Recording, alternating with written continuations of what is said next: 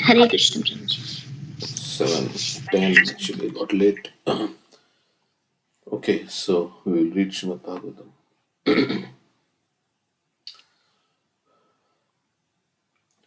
So Prthu Maharaj is giving instructions to all his citizens. They have all assembled to perform a yagna. So we'll hear what he has to say.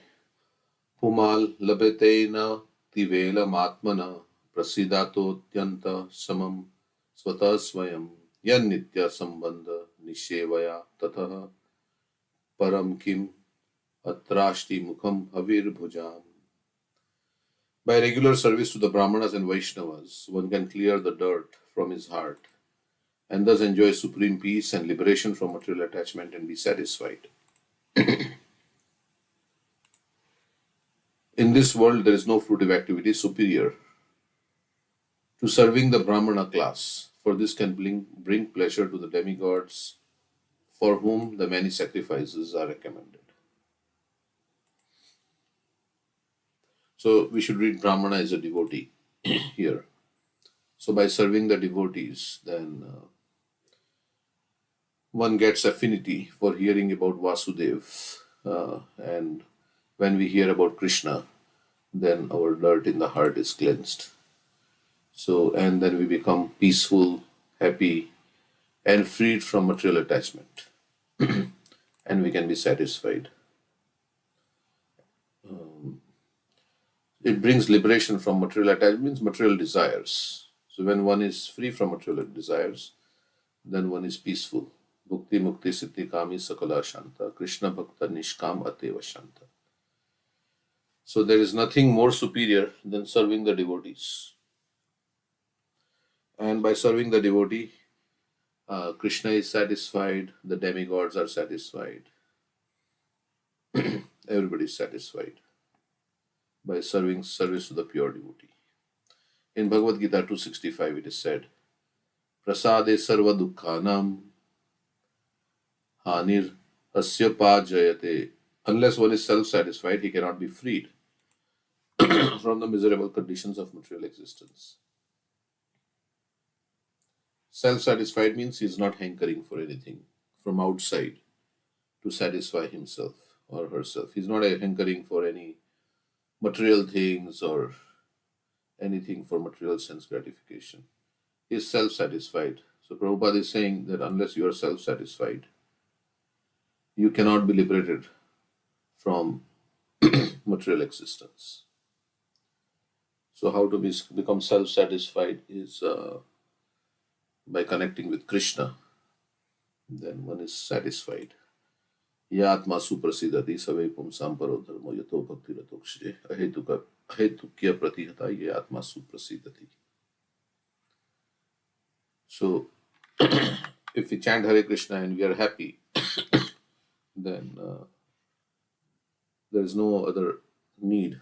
If one is happy in devotional service, then he's not hankering for anything else because he's already happy and he gets a taste in devotional service which is very superior. So he's not hankering for any other happiness. Therefore, it is essential to render service to the Brahmanas and Vaishnavas to achieve the perfection of self-satisfaction. So we know service to Vaishnavas, Sushusha Shaddadanasya Vasudev Katharuchi Syan Mahat Sevaya Vipra Punya Tirtha Nishivanat. By serving the great devotees who are completely free from all vice, great service is done. By such service, one gains affinity for hearing the message of Vasudev. So, Sri Narottam Das Thakur therefore says, Tandera Charana Sevi Bhakta Sanevas Janame Janame Hoy Eya Bilash. This is in Hari Haraya Nama Krishna Yadavaya Namaha. That song. So he wants to, birth after birth, his desire is to live with the devotees and serve the devotees. Birth after birth, I desire to serve the lotus feet of acharyas and live in a society of devotees. Vas means to reside, and Charana Sevi means to serve the lotus feet of the devotees and reside in the company of devotees. This is my only desire. A spiritual atmosphere can be maintained only by living in a society of devotees and by serving the orders of the acharyas. So that's another kind of service, is to be obedient to the instructions. The spiritual master is the best brahmana, means the best devotee. At present, in the age of Kali, it is very difficult to render service to Brahman Kul or the Brahman class. The difficulty, according to Varaha Puran, is that demons taking advantage of Kali Yuga have taken birth in Brahman families.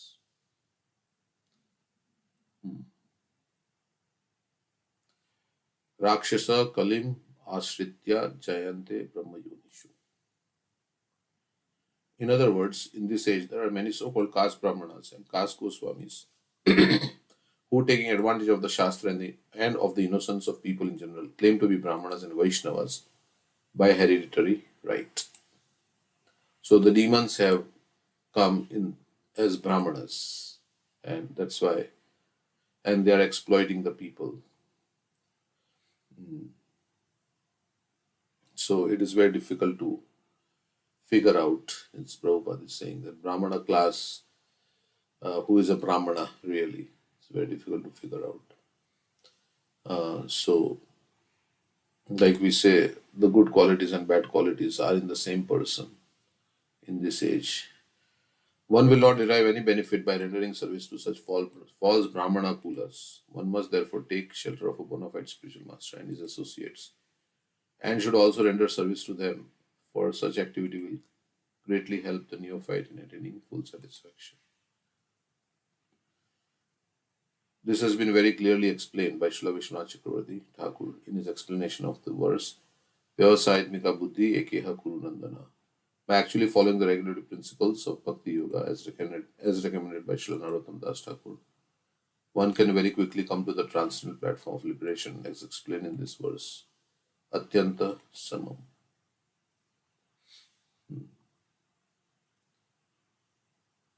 So,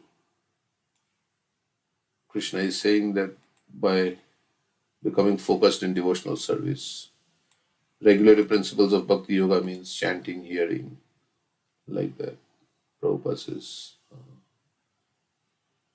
So different principles. Devotion. The particular use of the word anati velam without delay is very significant, because simply by serving Brahmanas and Vaishnavas one can get liberation. Mahat seva dwara mahur vimukti prasangam ajaram pasham atmana ko vidu seva sadhu shakrito moksha dwara pavritam. So by service to the great souls, one gets liberation. There is no need to undergo severe penances and austerities. The vivid example of this is Narad Muni himself. In his previous birth, he was simply a maidservant's son, but he got the opportunity to serve exalted Brahmanas and Vaishnavas, and thus in his next life, he not only became liberated, but he became famous as the supreme spiritual master of the entire Vaishnava disciplic succession. So, from the son of a maidservant, next life he became spiritual master of Prahlad Maharaj, Dhruva Maharaj, so many prachetas like that, so many different. According to the Vedic system, therefore, it is customarily recommended that after performing a ritualistic ceremony, one should feed the Brahmanas, devotees. So, Vyasdev has glorified his spiritual master Narad Muni in the Bhagavatam, and he comes everywhere in the Bhagavatam. Okay, so service to Vaishnavas and can clean our heart. So, and we can also become dear to Krishna by rendering service to the devotees. In Adi Puran, Krishna says, "Those who are my devotees are not my devotees, but those who are devotees of my devotees, they are my devotees." So, Chaitanya Mahaprabhu also said the same thing. Gopi Prthu Pada Kamalayor Dasa Dasanudas. So, the more we take the humble position of being the servant of the servant of the servant, the more we are exalted in devotional service. So, any examples? Narad Muni is one example who served Vaishnavas, and any other example? Who No, got we say services of two types, right? Vani and Vani? Vapu. Uh, So anybody who heard from a spiritual master, like Prahlad Maharaj, also mm, Parikshit Maharaj, um, and there's so many, Dhruva,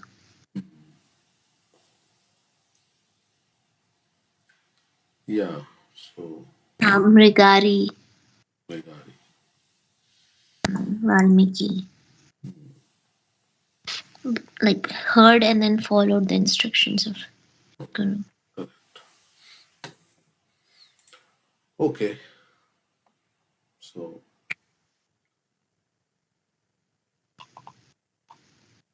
of course they will give instruction to engage in Krishna's service only, right? That's a bona fide spiritual master will engage his disciples. We have what is that? Shri Vigraharadhana Nityanana Shringaradhan Mandir. So he will engage everybody in temple worship, like the temple cleaning and decorating and so many other services related to Krishna only. That's a bona fide spiritual master. So, so we have heard about, so we can serve Srila Prabhupada also by following his Vani.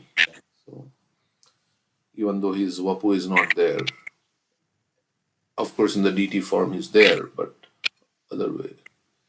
So, we can serve Srila Prabhupada by following his instructions and so many instructions Prabhupada gives in his books, and then we follow that. So, okay. King Pratap Rudra serves Ramananda. Correct. Yeah, he did service to Ramananda Rai, and then he got so many things. Yeah, Pratap Rudra, his determination also. He said, "I'll become a beggar and I'll beg." He wanted to see Lord Chaitanya. He also followed the instructions of Sarvabhauma Bhattacharya and other devotees to go and massage Lord Chaitanya in the Gundicha garden. Right. So there also, and then he swept the floor menially in front of Lord Jagannath's chariot, although he was the king. And then he gave pension to Ramananda Rai. Then, what other things that inspired Lord Chaitanya to give? Of course, he sang the Gopi Geet. And he was humble, and there was this Srivas Thakur and who slapped Harichandan when he stopped. Uh, yeah, Srivas Thakur was in between Maharaj Pratap Rudra's vision and Lord Chaitanya's dancing on Jagannath's chariot. And Harichandan was telling Srivas, please go aside on the side. Maharaj Pratap Rudra wants to see. Srivas Thakur slapped him. Another time, yeah, but that was like, yeah, he didn't retaliate, right? Maharaj Pratap Rudra Yeah. didn't retaliate. Because he said that you have actually gotten the mercy of a devotee. Don't do anything to Srivas Thakur. Correct.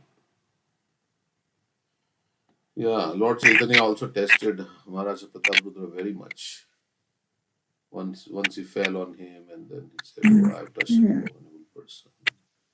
Mhm. Still, Maharaj Pratap Rudra didn't even say, "Okay, Mhm. no, I don't want to." He's considering me such a low person. He still maintained a favorable attitude. So, and he wanted to see him. After all that,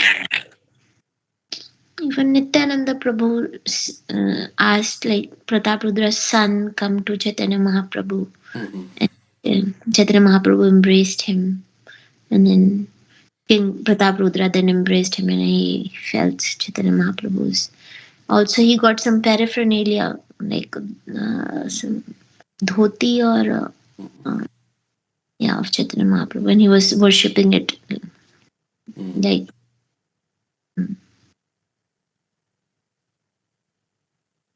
yeah, and he's who is Purushottam Jana is the son of Pratap Rudra, he's the father. father. Okay, yeah, he's the father. Maybe, yeah, he's the father of. So he had also a nice pastime with. Jagannath. There is some lecture we can hear later on. Mhm. Purushottam Jana. Shall we hear for some time? Let's see. How he got the mercy. Of course, you know it before you have read it. So let's see if we can hear 5 minutes. Because everybody else may not know. This is hopefully this is the one. This is Nirandar Prabhu in Los Angeles. Anyata, Swami Prabhupada, founder Acharya, he fell down and touched the lotus feet of Lord Sri Chaitanya Mahaprabhu. Gauranga Mahaprabhu was lying on the ground with his eyes closed in ecstatic. Go on reciting these narrations. We drink the nectar of the pastimes of Lord Krishna. Okay, maybe the king, maybe the king, maybe the. Yeah, it's not the. Is there a story where we can read this story? Yeah. Yes.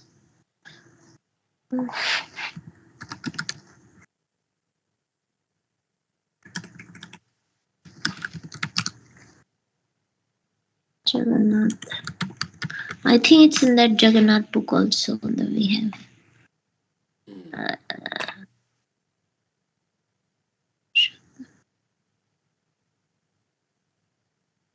Okay.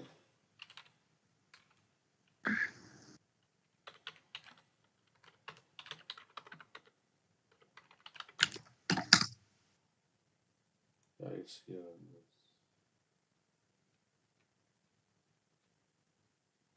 We can read from here. So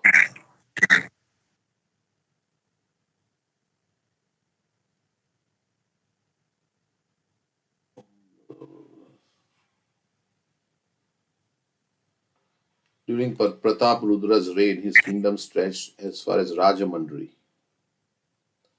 in modern Andhra Pradesh. It is not necessary to go into detail here, but the following is a brief summary of some of the historical background. Okay. Pratap Rudra's father, Purushottam Dev, retrieved lands which had been lost to his kingdom as well as expanding it further with his own might. Being entirely surrendered to Jagannath, he was successful in extending Orison lands as far as Rajmundry. So, Andhra Pradesh. It was said that Jagannath himself would appear on the battlefield to assist the king in his fight. On one occasion, marriage was contracted between Purushottam and the king of Kanchi's daughter Padmavati. So they were going to get married. The king of Kanchi came to Puri to have a look at the groom. So Purushottam, who is the father of Pratap Rudra and Kanchi's daughter, king of Kanchi's daughter, Padmavati, were going to get married.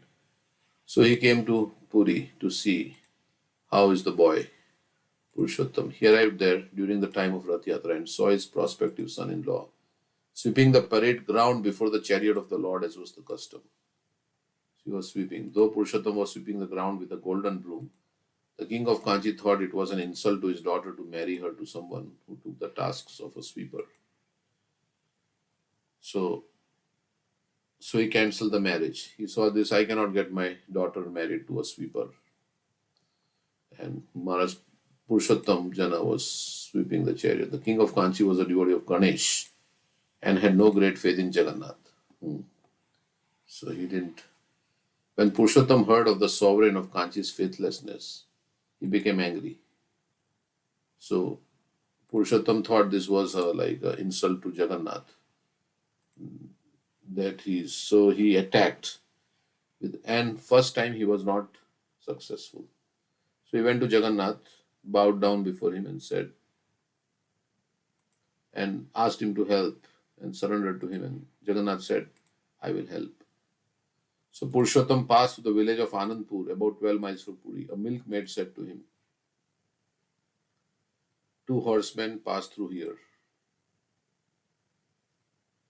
So I think they were in the army, maybe they were going or something.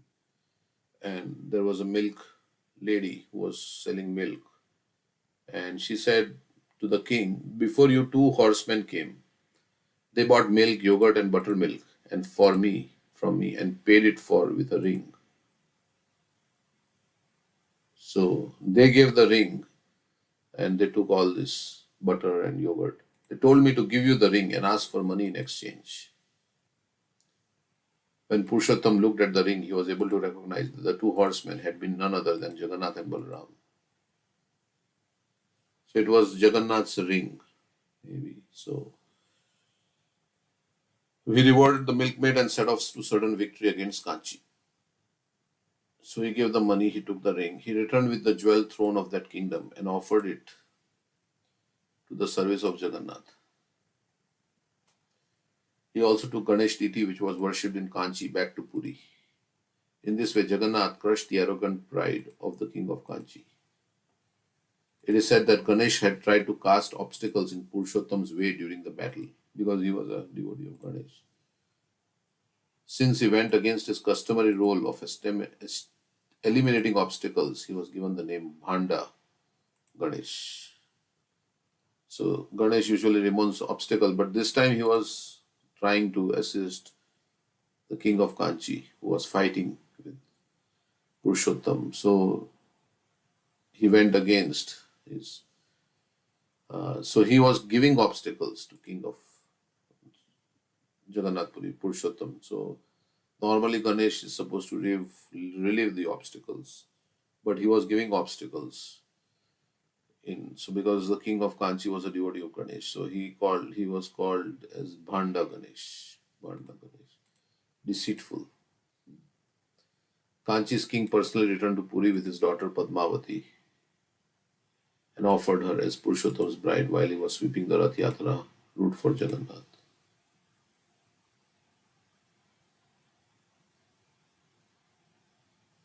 Wasn't there something like that? He was sweeping and then said, "Yeah."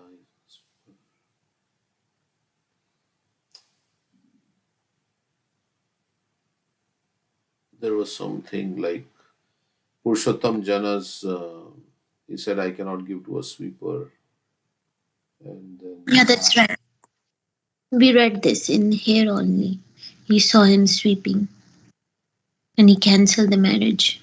no, that was the first time. But then later on, Purushottam, he wanted to give his daughter in marriage to Purushottam and Purushottam refused. And Oh, yeah. Yeah, so then all the people of the kingdom, um, they were applying different ways, so he would accept, right? then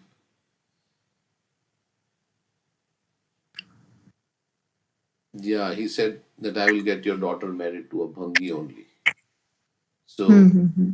because On the Bhangi, day when he became a menial servant.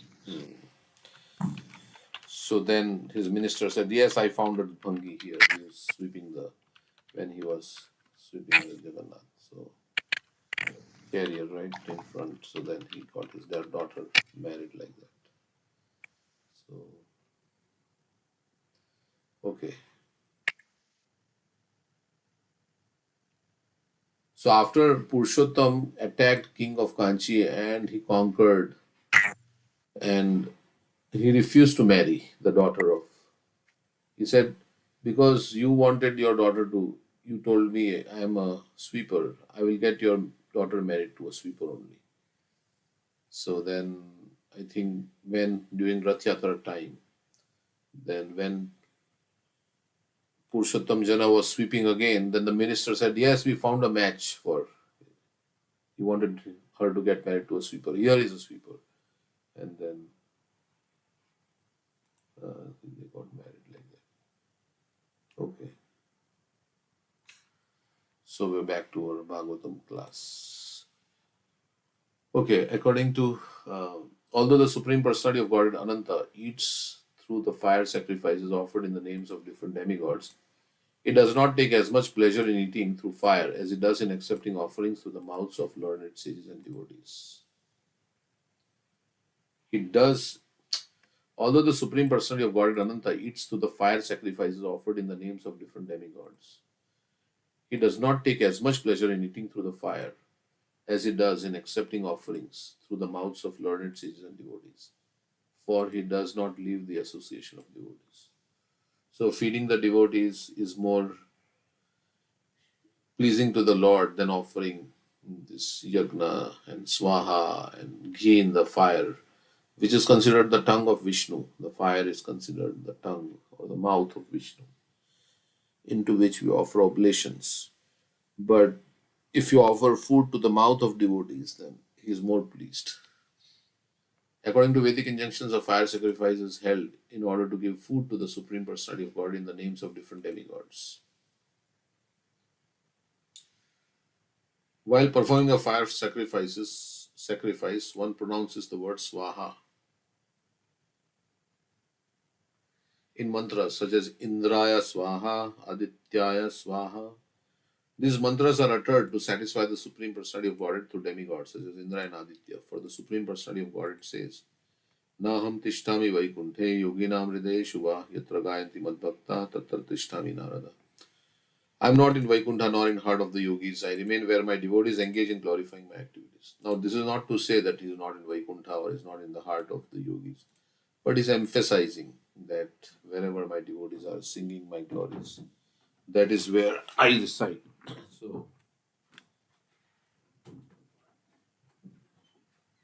So it is to be understood that the Supreme Personality of God does not leave the company of his devotees. Fire is certainly devoid of life, but devotees and Brahmanas are the living representatives of the Supreme Lord. Therefore, to feed Brahmanas and Vaishnavas is to feed the Supreme Personality of God directly. It may be concluded that instead of offering fire sacrifices, one should offer foodstuffs to the Brahmanas and Vaishnavas. For that process is more effective than fire yagna. The vivid example of this principle in action was given by Advaita Prabhu. When he performed the Shraddha ceremony for his father, he first of all Haridas Thakur and offered him food. It is the practice that after finishing the Shraddha ceremony, one should offer food to an elevated Brahmana.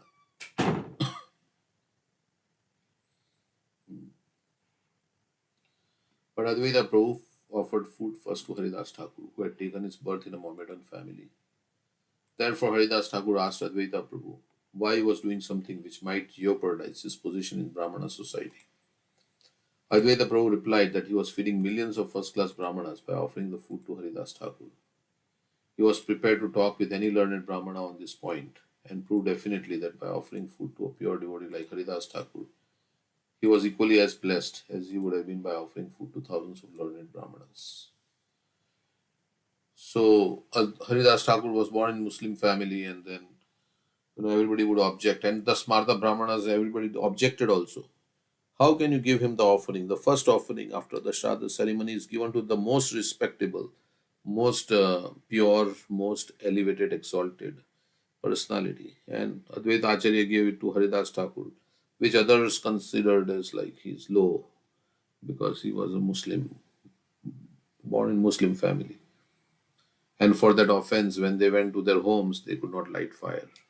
That's how it is described. They had to do their yagnas and things, cook, but they could not light their fire because they offended Haridas Thakur. So they went to the neighboring village to get some fire and bring it. But as soon as they came to their village, the fire extinguished.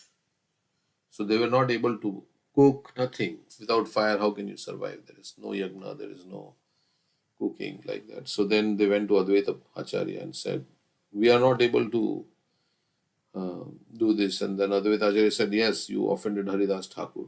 So you should beg forgiveness from Haridas Thakur. And they begged forgiveness, and then finally they were able to light fire. I think this I heard in a class. I don't know which book it is in, but okay. So When performing sacrifices, one offers oblations to the sacrificial fire, but when such oblations are offered to Vaishnavas, they are certainly more effective.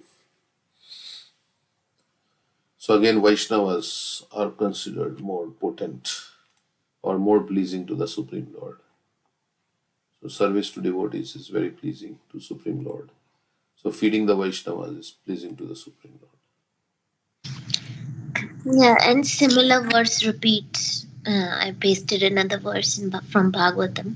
Uh-huh. It, it said, I do not enjoy the oblations offered by the sacrificers in the sacrificial fire which is one of my mouths with the same relish as I do the delicacies overflowing with ghee which are offered to the mouths of the brahmanas who have dedicated to me the results of their activities who are ever satisfied with my prasad. So Krishna is repeating this Mhm. instruction. Yes, so it's like that's a direct verse, right? This is actually, and this is also, yeah, directly saying here the verse itself. So, yeah, it's nice that you found the reference for this. Okay, so there are many verses that are repeating. So, Krishna is doing to emphasize. Here, Prthu Maharaj, who is Shaktavesh Avatar, is repeating, and here Krishna is directly saying that. Okay, so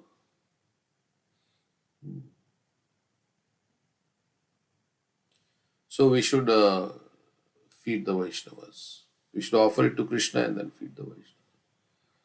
Okay, so that's Like I was remembering Prabhupada's father Gaur Mohan Day was feeding so many Vaishnavas every day. And then he would ask them to give the blessing that may his son be Radharani's devotee. yes. So when some Vaishnava is pleased with us is when we get advancement. Yeah, Prabhupada was saying that there was some talk about his going to London to become a barrister, but his father wanted him to become like a devotee playing mridanga. So, in Prabhupada's own words, there is a video. You may have seen that video, right? That he says, "My father wanted me to become like this, and he's playing a mridanga." And saying,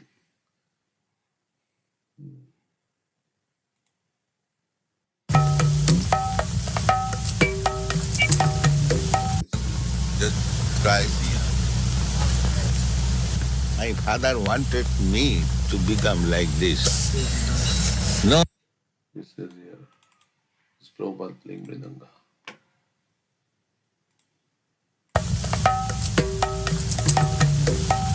Gurange to tutti pada.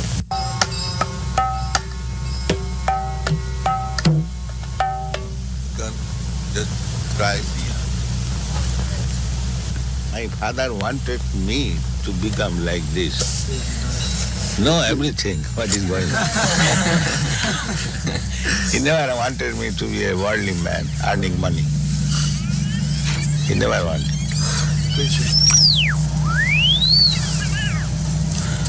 There was some arrangement for my going to England after my college education to become barrister. My father refused. No, my son is not going to be a mleccha.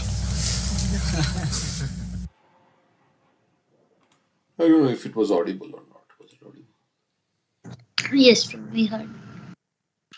Okay, so that's flip. So what is the time? It's 7:44. Big purport. We can read one. Yad Brahma Nityam Virajam Sanatanam Shraddha Tapo Mangala Mauna Samyamai Samadhina Bibrati Yarta Drishtyaye Yatredam Adarsha Ivava Bhasate. Actually, we started 10 minutes late, so. In Brahminical culture, a Brahmana's transcendental position is eternally maintained because the injunctions of the Vedas are accepted with faith.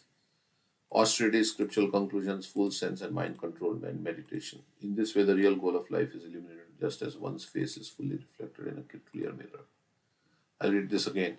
In Brahminical culture, a Brahmana's transcendental position is eternally maintained because the injunctions of the Vedas are accepted with faith. So these are what the Brahmanas are doing. They accept the injunctions of the Vedas with faith. They are austere. They understand scriptural conclusions. They have full sense and mind control and meditation. So that is the Brahma Karma Svabhavajam. Samodama tapasaucham shantirarjavam evacha. Jnana vijnanam astikyam Brahma Karma Svabhavajam. In this way, the real goal of life is illuminated just as one's face is fully reflected in a clear mirror. Since it is described in the previous verse that feeding a living Brahmana is more effective than offering oblations in fire sacrifice, in this verse it is now clearly described what Brahmanism is and who Brahmana is. In the age of Kali, taking advantage of the fact that by feeding a Brahmana one obtains a more effective result than by performing sacrifices, a class of men with no Brahminical qualifications claim the eating privilege known as Brahman Bhojan simply on the basis of their birth in Brahman families. In order to distinguish this class of men from the real Brahmanas, Maharaj Prthu is giving an exact description of Brahmana and Brahminical culture. One should not take advantage of his position simply to live like a fire without light. So, many people are posing themselves as a Brahmana because in the scripture it is said now we should offer bhojan to Brahmana, and they are not really following the Brahminical path. So, in order to distinguish the class of men from the real Brahmanas, Maharaj Prthu is giving an exact description of a Brahmana in Brahminical culture. One should not take advantage of his position simply to live like a fire without light. A Brahmana must be fully conversant with Vedic conclusion, which is described in Bhagavad Gita. Vedesya sarver aham eva vedya. The Vedic conclusion, the ultimate understanding or Vedanta understanding is knowledge of Krishna. Actually, that is a fact because simply by understanding Krishna as he is, as described in Bhagavad Gita, Janma Karma Chame Divyam Evam Yovedi Tatvataha, one becomes a perfect Brahmana. The Brahmana who knows Krishna perfectly well is always in a transcendental position. This is also confirmed in Bhagavad Gita. Mam cho yapvya bicharena bhakti yogena sevate bhaksa gunan samateta brahma bhuya kalpate. One who engages in full devotional service and who does not fall down in any circumstance at once transcends the modes of material nature and thus comes to the level of Brahman. Therefore, a devotee of Lord Krishna is actually a perfect Brahmana. His situation is transcendental, for he is free from the four defects of conditional life, which are the tendencies to commit mistakes, to be illusioned, to cheat, and to possess imperfect senses. So one time Jayadvaita Maharaj asked Prabhupada that, what sometimes, the spiritual master forgets a verse or he quotes the verse wrongly. And how is that, So how do we understand this? Because he's supposed to be perfect and he's not supposed to make mistakes. So is that material? So yes, then Prabhupada says, yes, that is material point of view. So even though it is spiritual verse that he's going to quote, but it's a material point of view, like that he said. A perfect Vaishnava or Krishna conscious person is always in the transcendental position because he speaks according to Krishna and his representative. Because Vaishnavas speak exactly according to the tune of Krishna, whatever they say is free from these four defects. For example, Krishna says in the Bhagavad Gita that everyone should always think of him, everyone should become his devotee, offer him obeisances and worship him. Manmanabho madbhakto madhyaji mam namaskuru. And ultimately everyone should surrender to him. These devotional activities are transcendental and free from mistakes, illusion, cheating, and imperfection. Therefore, anyone who is sincere devotee of Lord Krishna and who preaches this cult, speaking only on the basis of Krishna's instruction, is understood to be virajam, or free from the defects of material contamination. So one who speaks what Krishna has spoken is also perfect in that sense. A genuine Brahmana or Vaishnava therefore depends eternally on the conclusion of the Vedas or Vedic versions presented by the Supreme Personality of Godhead himself. Only from Vedic knowledge can we understand the actual position of the Absolute Truth, who, as described in Srimad Bhagavatam, is manifested in three features, namely impersonal Brahman, localized Paramatma, and at last the Supreme Personality of Godhead. So Krishna is understood in three features, Brahman, Paramatma, Bhagavan.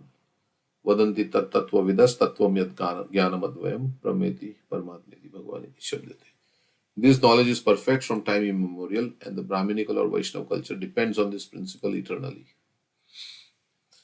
One should therefore study the Vedas with faith, not only for one's personal knowledge, but for the sake of spreading this knowledge and these activities through real faith in the words of the Supreme Personality of Godhead and the Vedas.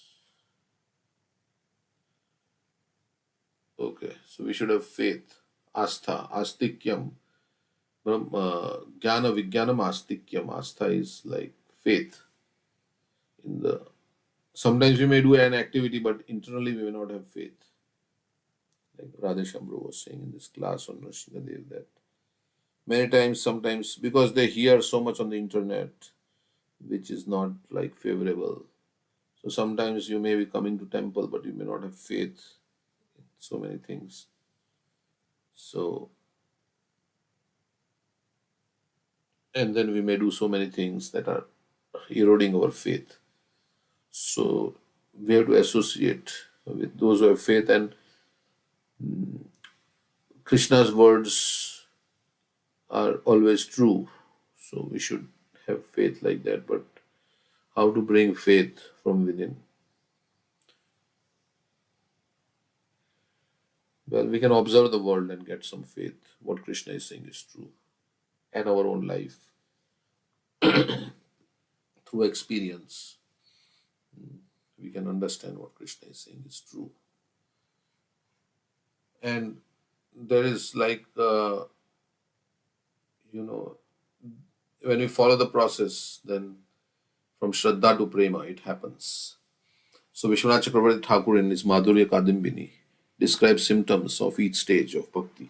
And then it's a roadmap, right? So he says, yeah, this is what happens if you start following the process. So in that way also our faith develops.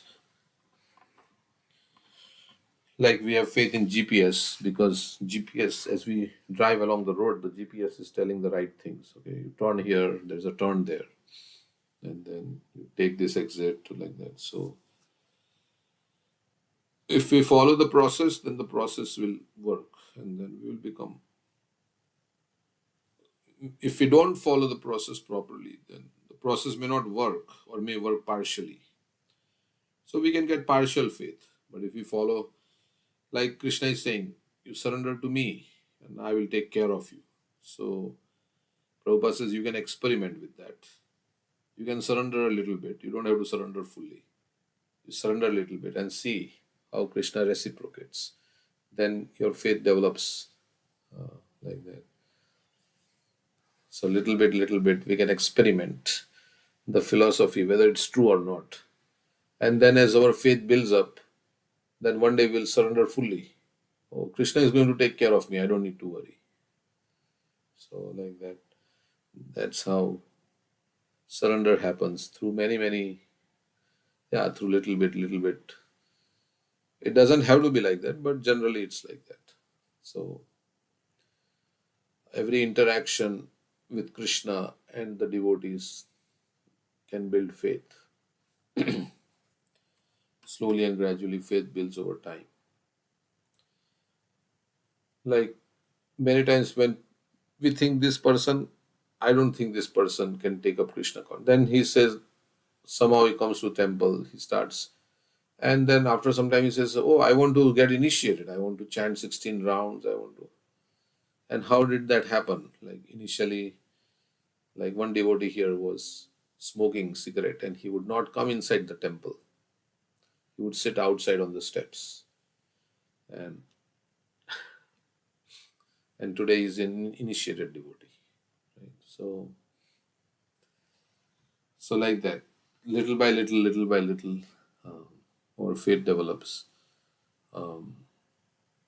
And another way to look at it is that what is the reality then? If this material life can't be reality because it is coming and going, right? It is there today and gone tomorrow.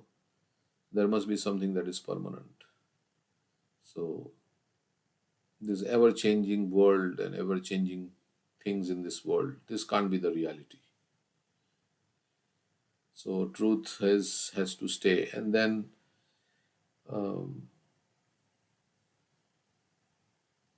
we have to put faith somewhere.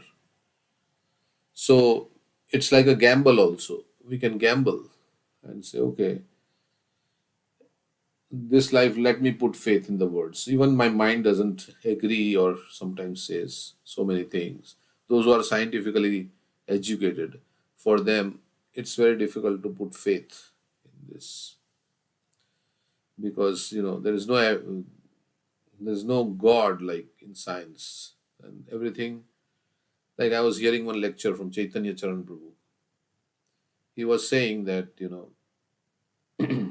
sometimes there is a epidemic like plague, and some people say it is because of the evil influence of ghosts, and but the scientists will not agree like that. They say this plague happened because there is a virus, and this is what they will try to find. If we have some superstitious idea that so people don't uh, accept this kind of thing today. Oh, it happened because like this and like that. But so people have more faith that yeah. I was also thinking that in every um, thing that happens, there is the immediate cause, then there is the remote cause, you could say, and then there is ultimate cause, right? So we can science only deals with the immediate cause. Okay, I got cancer because these genes were like this, and that's why I got cancer. Okay, these genes and whatever. But why that happened like that? So that those things you cannot perceive. So those are like some that science cannot tell us. That only and for them it's just chance. At some point they will say it's just chance. This why it happened. So but we say no, there is a ultimate cause. That is our own karma, and that is why this I got this coronavirus and like that. Okay, I got the symptoms of COVID, but then what it is causing that COVID symptoms? It's the coronavirus that's causing the symptom. But why did I get coronavirus? So sometimes there are 5 people and only 1 or 2 get, others don't get. So why did it happen? Then they say, oh, it's chance. No, it's not chance. It is the karma of that person to get coronavirus. Others didn't get in the same situation, but some got.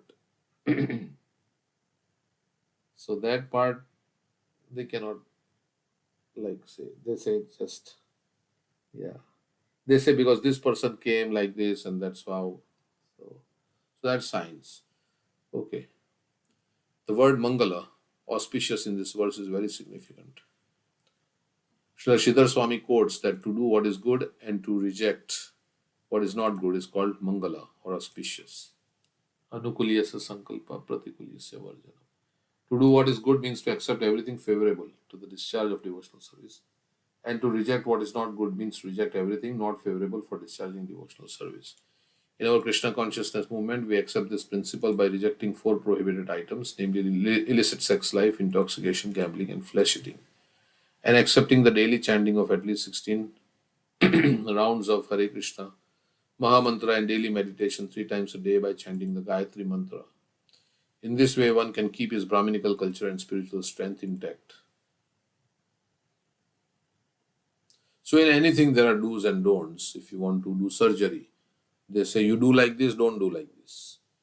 In traffic, also, don't take a right turn here, don't do this, do this. So, by following the principles of devotional service strictly, chanting 24 hours a day, the Mahamantra.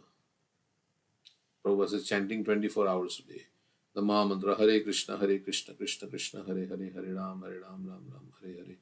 One makes positive progress in spiritual life and ultimately becomes completely fit to see the Supreme Personality of Godhead face to face. So, both by following the do's and don'ts and chanting 24 hours, Mahamantra, then one can see the Lord face to face. Because the ultimate goal of studying or understanding the Vedic knowledge is to find Krishna.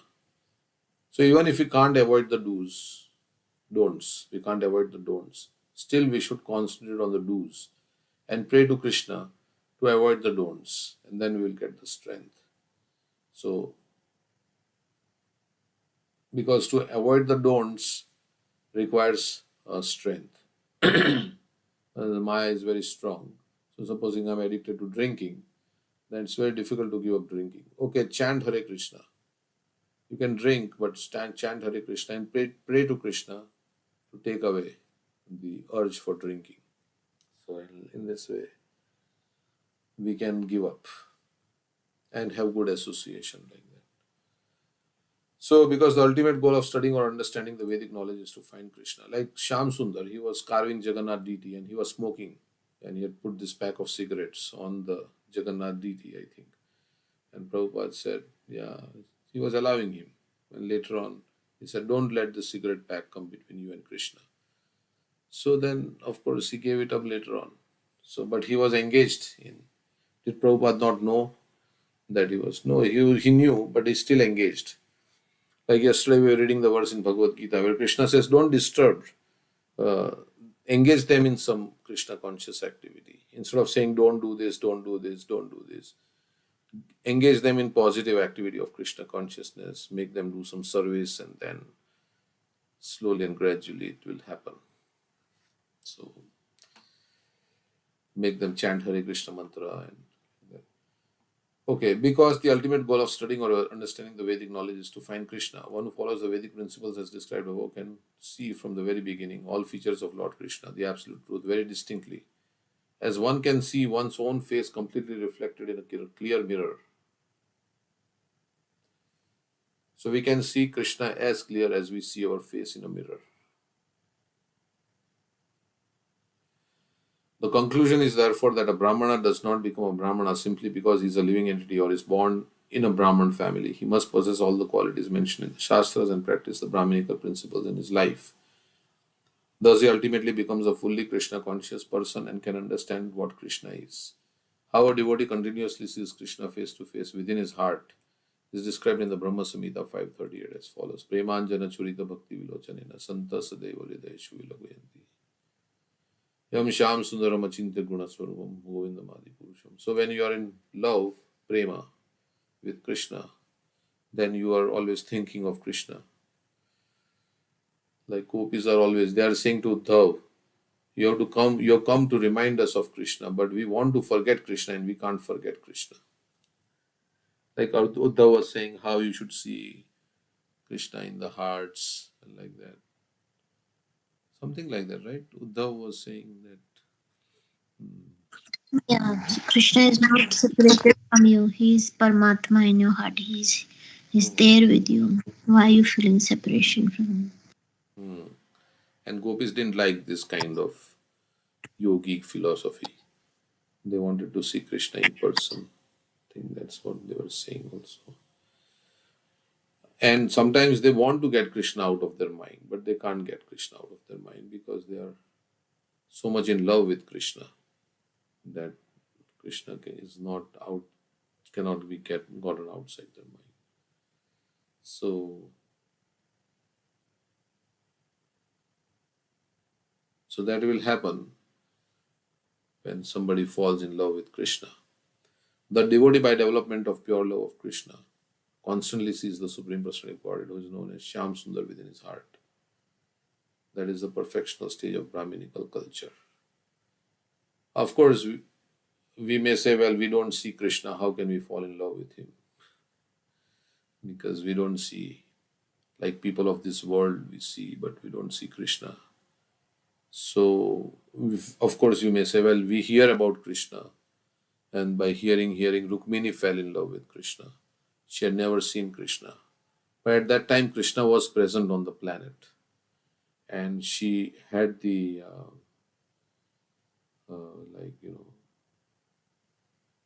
she wanted to marry him, and she knew he is there. So in this world, how do we see Krishna? When Krishna is not present. But Krishna can manifest also, right? It's like Prabhupada, we were talking yesterday, how in Jhansi, Krishna manifested to Prabhupada. So, yeah, he can manifest himself. So we say, don't try to see Krishna. Don't try to see Krishna. Act in such a way that Krishna wants to Excellent. see you. Krishna will want to see you. So then Krishna will himself show you. That's Prabhupada is saying here. And then you also said Premanjana Churita Bhakti Vilochanena. And Atah Shri Krishna Namadina Bhavet Graminde. Sevan mukhe hi jivado swayameva srutyata. Our material senses cannot see Krishna, but when the senses are purified by using our tongue in chanting the holy name and eating only prasad, then we can experience Krishna. Okay. Like that thief, he wanted to see Krishna very badly. So he went to Vrindavan. Of course, that time Krishna was present in Vrindavan. So today also Krishna is in Vrindavan, but to see him in Vrindavan. Vishyacharya Kavishud Hodbeman. Kabe ham Kabe Kabe. have Herabo Shri Vrindavan. So if we give up our desires to enjoy in this material world, purify our senses, then we can see the real Vrindavan. Okay. Yeah.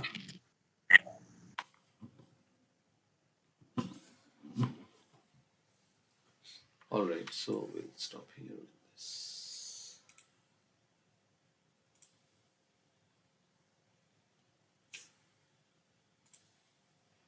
We'll read Krishna book.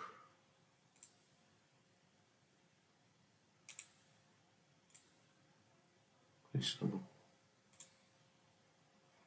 Okay, Nriga story.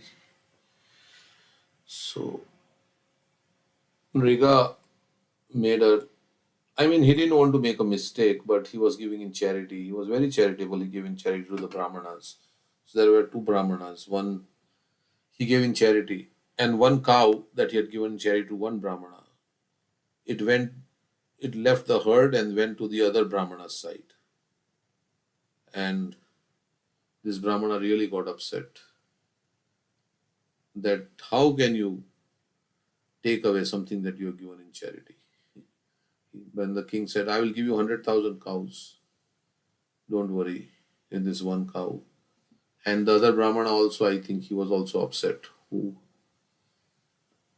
So they started fighting. This Brahmana started fighting amongst themselves. So he had to take his birth as a lizard because of the. So karma kanda activities are like that. If there is some little like aberration or something like that, then it will cause different result. And when he went back to Yamaraj, then Yamaraj asked him, you want to enjoy the results of your pious or impious activities? He said, impious activities. So he got turned into lizard. First, he said, which one first? First, yeah, which one first? So impious activities, and he went turned. It's a very incredible story. It's difficult to. So okay, so Yamaraj turned him to lizard, and then he's in the lizard. Okay, so we can read. I can read. King Nirga had remained in the well as a big lizard for a very long time. He told Lord Krishna, in spite of being put into that degraded condition of life, I simply thought of you, my dear Lord, and my memory was never vanquished. It appears from these statements of King Nirga that persons who follow the principles of fruitive activities and derive some material benefits are not very intelligent.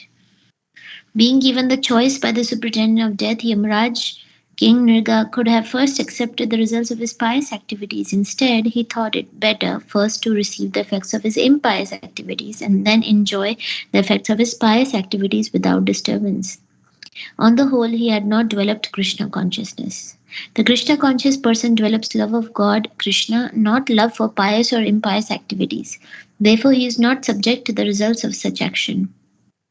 As stated in the Brahma Samhita, devotee by the grace of the Lord is not subjected to the results of fruitive activities.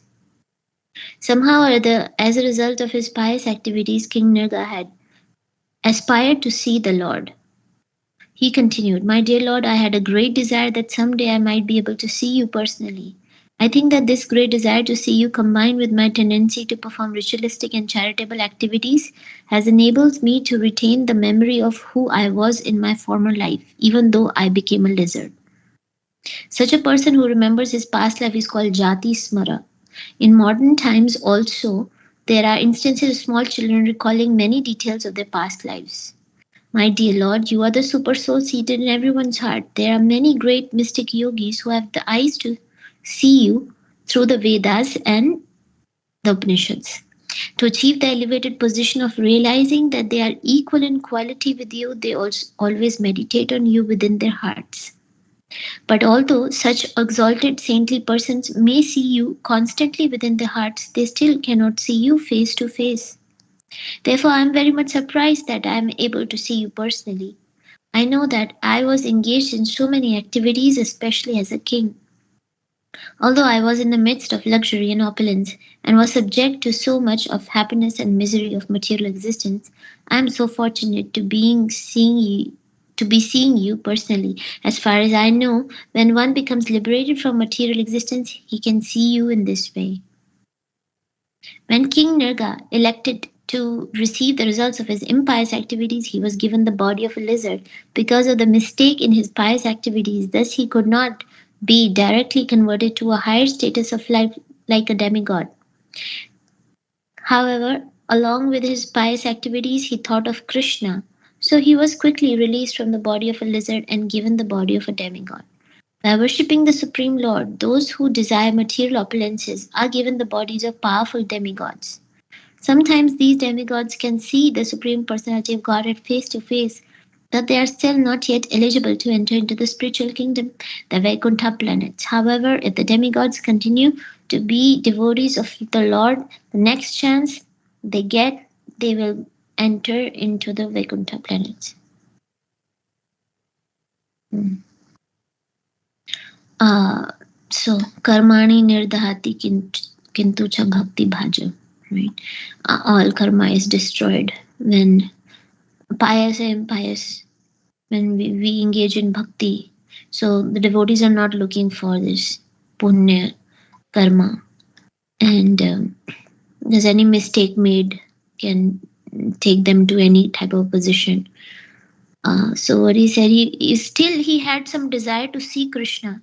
So he's saying that I remember my previous birth as the king Nirga, even though I'm in the body of a lizard, and these types of people are called Jati Smara, like we have the example of Bharat Maharaj. Who else is Jati Smara? Anyone else? Narad Muni maybe, but he's a devotee. Yeah, so we have some children who recall their past lives also. So they also Jati Smara. So mystic yogis, I mean, yeah, they can see Krishna within their hearts as they meditate on him, but they cannot see him face to face. So he's saying, how did I get this opportunity to see you face to face? Yeah, even little desire we have to see Krishna, how that desire helped him. That even in his birth as a lizard, it was only a short time that he was in that situation. Krishna came in, gave him a demigod body because he had material desires. So if we are a devotee of Krishna and we still possess material desires, then we will take birth as demigods. Enjoy according to our desires and then come back again. So it's not good to have material desires because we will elongate our stay in this material world, going up and down and going through different situations. Better to become a pure devotee with the only desire to serve Krishna.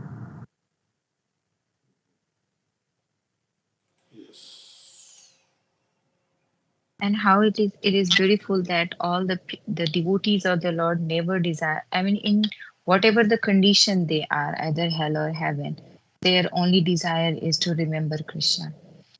Right. Yesterday I was hearing lecture on 10th canto where Narad Muni was visiting Dwarka as a pastime, right? Even Krishna book also. That he visited different homes of Lord Krishna, and he saw that how Krishna is manifested himself in 16,108 and doing the different duties also.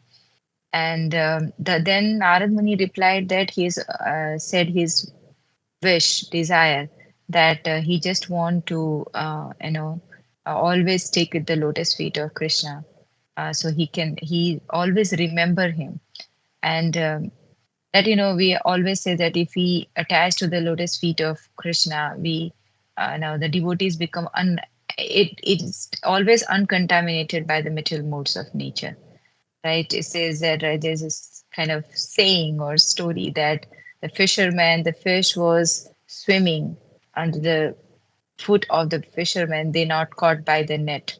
So similarly, those who are attached with the lotus feet of Krishna, they are not caught by the Maya. Those who are away from the feet of Krishna is absolutely caught from the Maya.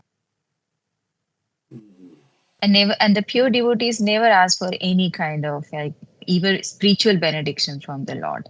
His only prayer is that he may not forget the lotus feet of the Lord in any condition of the life. He's satisfied anywhere.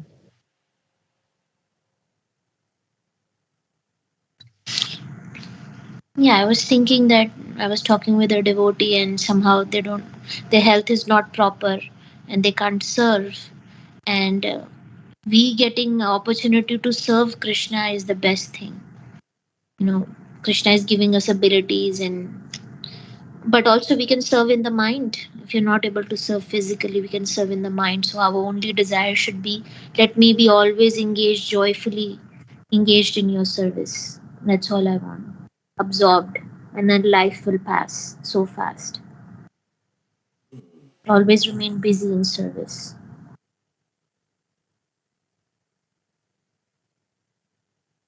Yeah.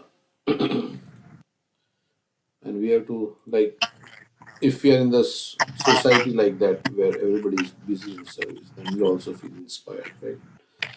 So everybody's serving and they're And not. always let me be staying in the association of devotees. That's what Prahlad Maharaj says. He Oh. says, I don't tempt me with all these material desires. First of all, remove material desires from the core of my heart, and please let me associate with devotees. Let me engage in their service. Hmm. So, because if devotees are around us, then we will remain enthusiastic, right? Yeah. Ritrasul prayer also like that. He simply seek the friendship in the association of your enlightened and pious devotees. Mama Prthu Maharaj Uttama also said. Shloka Janesha Sakya. Yeah, give me millions of years so I can keep hearing from the devotees. Okay. So hopefully we will have a nice community and everybody can move to Columbus and give Pray their for assistance. me, Prabhuji. Huh? Please, all the devotees pray for me also, for us. So we can also come to the Columbus and serve devotees and the Yeah. Adha network. Okay. We will pray. You also pray for me that I stay here in Columbus. Because sometimes you never know. Like we have to go also. But yeah, as long as whichever community you are in, we have devotees around. It's nice. But we need a lot of devotees here. Okay. So anything else you want to say? No. Okay, so we'll finish this. It's not like very big. Somebody else want to read also. I can read, Prabhu. No, this we read. Hmm? Jati Smara. Okay then. Three paragraphs we read. So here, I think, Mm-hmm. Having attained, yeah. having attained the body of a demigod, King Nriga, continuing to remember everything said, My dear Lord, you are the Supreme Lord and are worshipped by all the demigods. You are not one of the ordinary living entity. You are the Supreme Person, Purushottama. You are the source of all happiness of all living entities. Therefore, you are known as Govinda. You are the Lord of those living entities who have accepted material bodies and those who have not yet accepted material bodies.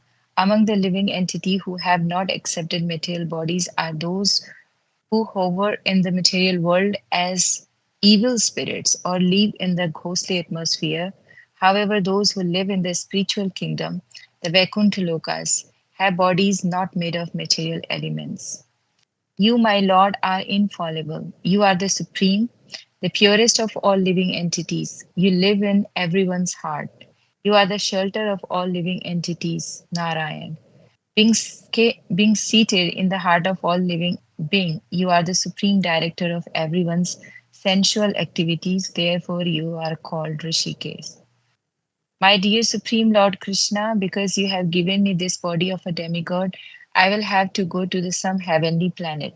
So I'm taking this opportunity to beg for your mercy. I pray that I may have the benediction of never forgetting your lotus feet, no matter to which form of life or planet I may be transferred. You are all pervading, present everywhere as cause and effect. You are the cause of all causes, and your power is unlimited. You are the absolute truth, the supreme personality of Godhead, and the supreme Brahman. I therefore I therefore offer my respectful obeisance unto you again and again.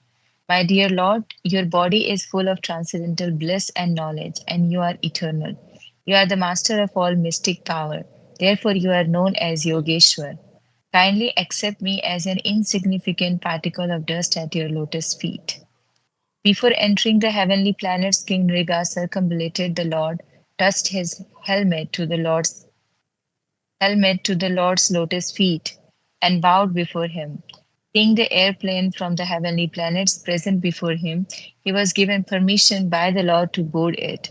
After the departure of King Riga, Lord Krishna expressed his appreciation for the king's devotion to the Brahmanas as well as his charitable disposition and his performance of Vedic rituals. Therefore, it is recommended that if one cannot directly become a devotee of the Lord, one should follow the Vedic principles of life. This will enable him one day to see the Lord by being promoted either directly to the spiritual kingdom or indirectly to the heavenly kingdom where he has hope of being transferred to the spiritual planets. So now he's in the body of a demigod after leaving the body of a lizard and is offering prayers to the Lord. And I think he different names he's mentioned Krishna's name that Govinda, you are giving pleasure to the senses, and also is called as because he's giving pleasure to the cows, and Rishikesh because the master of senses. Um, and yeah, he's glorifying the Lord. Uh, it is. Yeah, I also was thinking is that yeah, that praying that benediction of never forgetting and being a dust of the lotus feet, right? And there's some many devotees like Uddhava, Brahma, even they want to be the dust and blade of grass in Vrindavan, so they get touched by the uh, gopis, feet of the gopis, right? So that also gives so much pleasure to the Lord. But as you are saying that, I know a Lord is more pleased by if and become a devotee of a devotee of devotee, if you serve the devotee of the Lord, not directly him. Yeah. Um, and then Krishna, Lord also glorify him, his qualities, that how he is charitable and he served the Brahmanas. Right? The-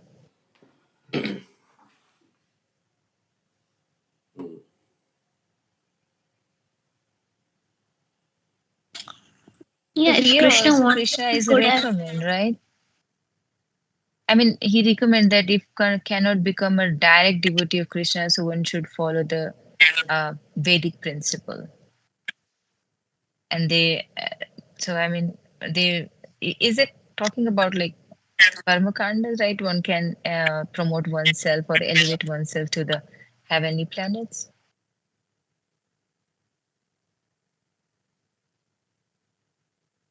Sorry, can you say again? I was thinking that it is recommended that to follow the karma kanda or what Vedic principles of life, that so one can elevate to the different planets, heavenly planets, and from where I mean, it is also said that if you can promote oneself to the heavenly planet, there is a more enjoyment. So in that situation, it is hard to remember Krishna or do the devotional service. Yeah, that's true. So we should go to heavenly planets, or we should aspire to go to. Then from there we can go. Is that? No, she's talking about this line mentioned in the.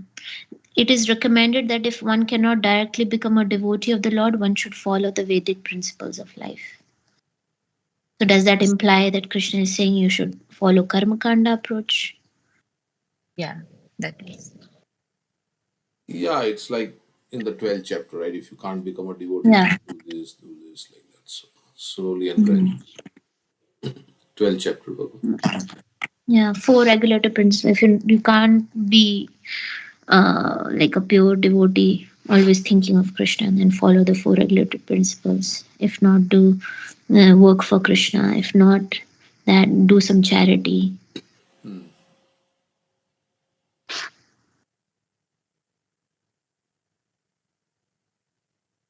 Yeah, I want to read about Gopi and Uddhav conversation later on.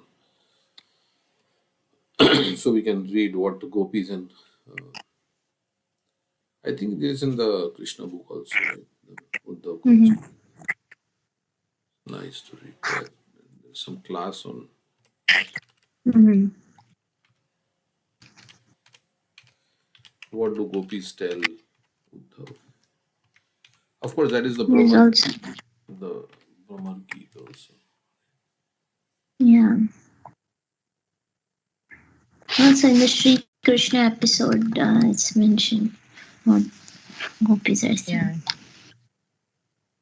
And that is a perfect conversation that a Gyani and Prema Bhakta, right? Like how love, how the knowl is defeated by love. I mean, gopis never listen any philosophy. They're not ready to listen anything, right? Yeah. Okay, we can read later on. Braj. Uddhav in Braj.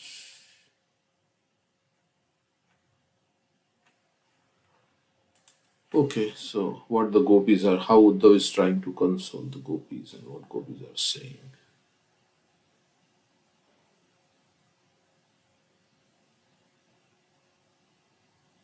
Brahmar Gita, I think that leads to Brahmar Gita also.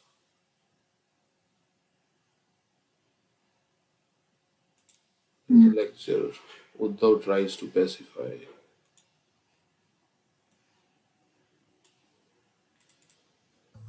Jnananjan Salakaya, knowledgeable.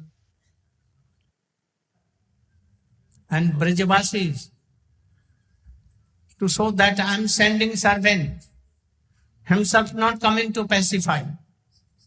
He has sent servant, now he is king. And his servant has come by golden. Okay, we'll read this later. Okay, so now what happened here? Where are we here? My dear son, this, I think. At this time, is it? Where we read? Lord Krishna was present among us. Yes. Okay. So I can read. At this time, Lord Krishna was present among his relatives who were members of the Kshatriya class. To teach them through the exemplary character of King Riga. So when he touched King Riga, he turned into a demigod? Or he became King Riga? He touched the lizard, what happened? He became a demigod body. Um, demigod. Okay, yeah.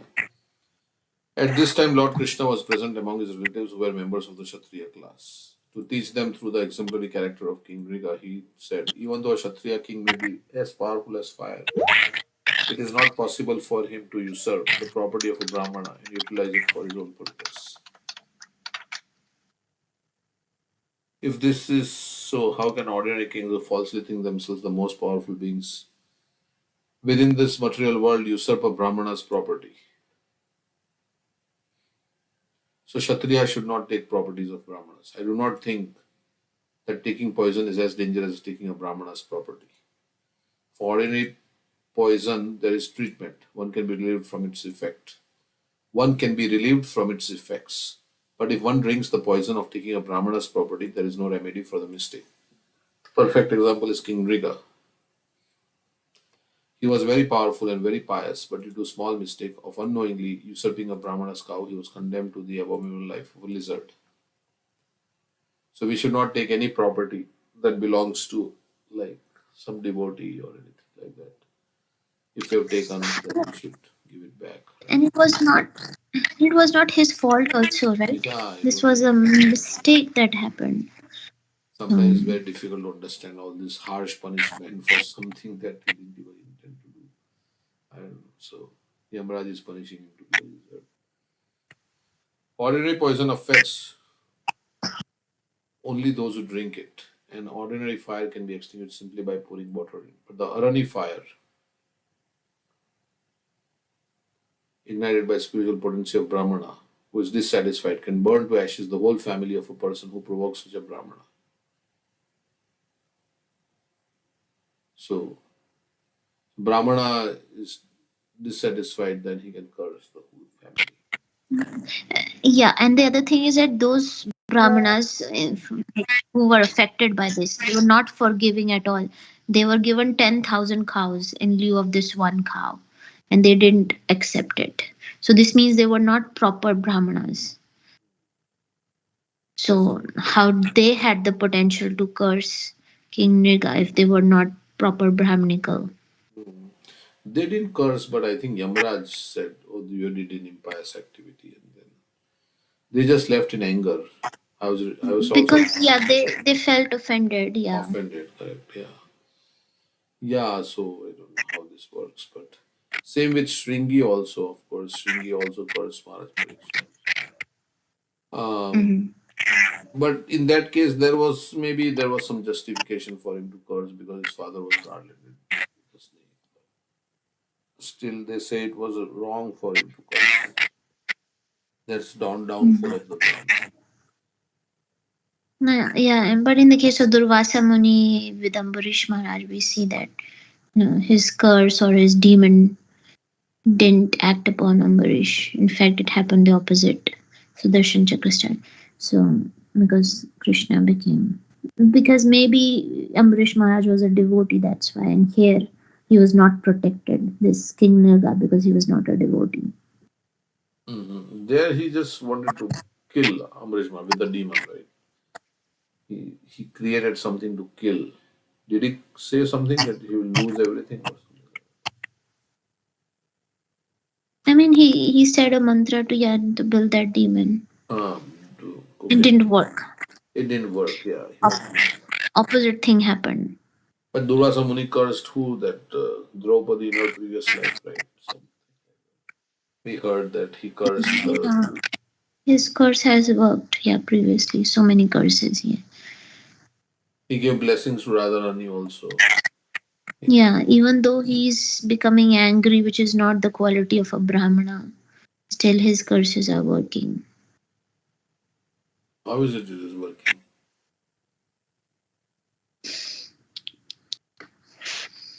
Sometimes Yeah. people say that he's a incarnation of Shiva, Lord Shiva. right? Lord One Shiva. devotee was saying that he's a anger incarnation. Oh. Like he becomes so angry very often. Mhm. I mean, I was thinking that even Narad Muni also curses many, right? Many. So if someone on the not on the platform of the dualities, like yesterday you were talking, I heard that in the lecture you're saying that in class, Nalkuver and Manigriva, right? They were intoxicated and they are not in their senses. So how can you expect someone who is not in their senses behave properly? Uh, but Narad Muni cursed him. And we have seen many instances like that that got cursed. So instead of understanding like that, okay, this person is not in that senses, so we cannot expect that. So it's not good to curse that person until and someone come in the sense. I mean, if someone in the senses and do misbehave, that is wrong. Um, yeah, I was thinking that way. So But it was blessing. Narad Muni, I think he wanted to bless them, right? By cursing. Mhm. So, And most of it is blessing also. Parikshit Maharaj, that curse became a blessing for him, even for Gajendra, King Indradumna, and in most Chitraketu of the Maharaj. cases, it turns into blessings after that because whoever, like I yesterday I was reading Bhagavatam in that the the wives, when Krishna departed this material world, and then Astavakra Muni, that right, that they're pleased Astavakra Muni, and then um, the wives of Krishna, I know they couldn't, daughters that time, so they couldn't stop their laughing, and he laughed, and then Krishna, and then the Muni bless him that you will become a wife of Krishna, and then curse him that you will be kidnapped by the rogue. So I mean, both of every curses and every there, first they are cursed, you have to suffer, and then you will repent for your curse, and then you will get blessed by something. In all the cases, we have seen the common thing, right? And this also means that if suffering comes to a devotee, that suffering becomes a blessing because of the consciousness of the devotee, how he is taking that situation to move closer to Krishna. That curse Parikshit Maharaj took and he said, I'm going to just hear Bhagavatam. Because of his consciousness, not because of the person who cursed or whatever. Because his consciousness was that. And they lose everything. They lose all their desires to enjoy in this world. That is a blessing of that curse. No, yeah. that is right. I was thinking in other way that suppose that like in case of Parikshit Maharaj, Shringi cursed him, but on the side of I mean, the what Parikshit Maharaj did, that is, I mean, that is best. But Shringi did, that is also said that if you are a Brahmin, if you are practicing to rise above the dualities and man up man, right, these things, then how can you take the position to curse someone? I was just thinking that way. Also, when the Jay and Vijay were cursed by four Kumaras, Lord Vishnu says, you have cursed my devotees because I wanted. It happened through me. Krishna has to sanction everything, every word that comes out of somebody's mouth. It is Krishna who's actually sanctioning the curse. Hmm. So, So Bhagavatam can be spoken. Right? So yeah, Bhagavatam can be and spoken. then Vijay, the demons and all the pastimes happen. It's Krishna's arrangement. We realize Krishna has a desire. So he made the four Kumaras curse Jay and Vijay. But also the question can, like, if they are not qualified, they are not about dualities, then even Gandhari cursed Krishna, right? So, And was Krishna's arrangement. yeah. I mean, he wanted to just dismantle the Yadu dynasty so all the demigods go back to their positions. Yeah, But yeah, correct. It was Krishna's. but But also we say that when somebody curses, then they lose all their piety. So that person who is unnecessarily cursing, he's getting some bad effects. Mhm. He's losing his powers. Yeah. And we also hear about Hiranyakashipu cursing. So we may think, why, how can Hiranyakashipu curse? He's himself a bad Yeah. person. Yeah, the sons of Hiranyaksha. the Maharaj, Yeah. right? He cursed them so that they be killed by their father. So Yeah. Then Kalnemi sons. Correct. Hiranyaksha's sons, they went to perform austerities, right? And Was then, it Hiranyaksha's sons? Some Kalnemi's. yeah, Kalnemi was born as Kansa, and Mm-hmm. Okay. But Hiranyakashipu cursed in the next birth. Okay, cursed by six children. Yeah, six children were sons of demon Kalanemi who were cursed by Hiranyakashipu because they went to perform austerities. so that is So also. Hiranyakashipu cursed them that they will be killed by their own father. So in the next life, they were born of six sons of Devaki killed by Kansa, who was Kalanemi in his previous life. So how does the whole thing start with Brahma, right? Brahma's Yeah. Marich's Sons son. of Marich, they laughed at Brahma because he got attracted to his daughter, Correct. and Brahma cursed them to become demons, and they Brahma cursed them, became or they just because of did Brahma curse them? Brahma cursed them. Okay. Or because of the offense, they just went to Kali. No, I've heard that Brahma cursed. This is mentioned Chaitanya Bhagavat, Okay. Vaishnava Pra. Mhm. Mhm. Yeah. Yeah, also in the third canto, right? Lord Vishnu says, right? Those words have come about because I want, like, from the four Kumaras. So then they became the sons of they were the sons of Hiranyaksha, right? In their next life. Sons of Kalnimi.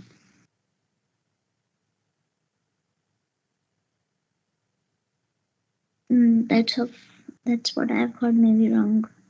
Okay, let's read this. I just want to read this a bit. So in the Hari Bhakta Vanshad, okay.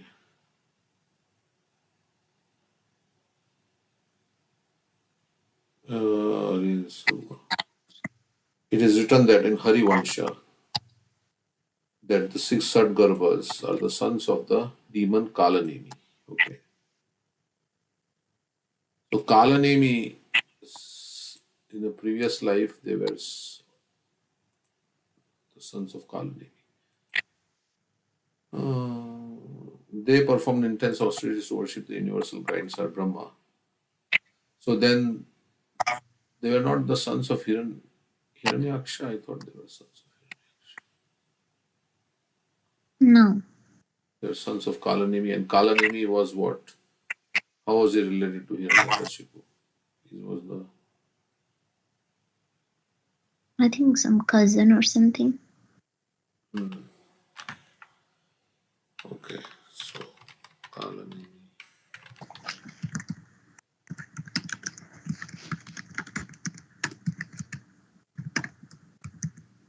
Oh, he was the. They took demonic birth as the Was a sons. son of Hiranyaksha. Okay. Kalnemi is a son of Hiranyaksha. Hiranyakashipu. Okay. So Hiranyakashipu's sons, right? They became because of offending Brahma. They became the sons of Kalanemi, who was the son of Hiranyakashipu, and then they performed austerities to please Brahma, and then Hiranyakashipu cursed them that your father will kill you. So then Kalanemi, who was killed by Vishnu, he became Kans. Sometimes people ask this question: if he was killed by Vishnu, then how did he again become Kans? Mm-hmm. But then he became Kans, and then those sons of Kalanemi, they became the six Shadgarbhas. So Kans killed all those six sons of Devaki. So in that way, Hiranyakashipu's curse came true. So okay, and then because they So the 6 sons, then Krishna comes and restores them, right? Then Devaki begs, and then Yeah. So ultimately, no one has the power to curse someone unless Krishna sanctions that curse. And if it is a devotee being cursed, then it's Krishna's blessings embedded in that curse. So I pasted the link to the verse where Lord Vishnu is telling these four Kumaras, "O Brahmanas, know that the punishment you inflicted on them was originally ordained by me, and therefore they will fall to a birth of demonic family." It's Krishna's desire. oh, Brahmanas know that the punishment. Who is saying? The Lord. Lord Vishnu is saying, see, Prabhupada writes in the purport, the Lord stated that the punishment inflicted by the sages upon the doorkeepers Jay and Vijay was conceived by the Lord himself. Without the Lord's sanction, nothing can happen. It is to be understood that there was a plan in the cursing of the Lord's devotees in Vaikuntha, and his plan is explained by many stalwart authorities. And of course, here the case the Lord wants to fight. But in the case of Indradumna Maharaj being cursed to become Gajendra, or Parikshit Maharaj being cursed, or Chitraketu Maharaj being cursed by Parvati to become Vritrasur, all of it is for the benefit of the devotee, so they can quickly go back to the spiritual world. Mm-hmm. So this is actually the four Kumaras, right? The four Kumaras, where the curse was sanctioned by the Lord. Yeah, all the curses are sanctioned by the Lord, right? Anything that happens in this world is sanctioned by the Lord. So the devotee thinks, okay, if Krishna is sanctioning this curse from someone to me, then it must be for my good only. Now, let me use this situation and become totally Krishna conscious. It's for my benefit this has come about. Mm-hmm. Like Chitraketu Maharaj, right? Parvati cursed and he accepted the curse. Yeah, and he became a devotee demon. And in most of these cases, yeah, even Vritrasura was Jati Smara because he remembered his previous life. Mm-hmm. Gajendra remembered his previous life after he got that distress.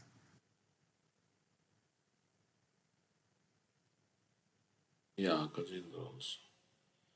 He remembered a mantra he chanted in his previous.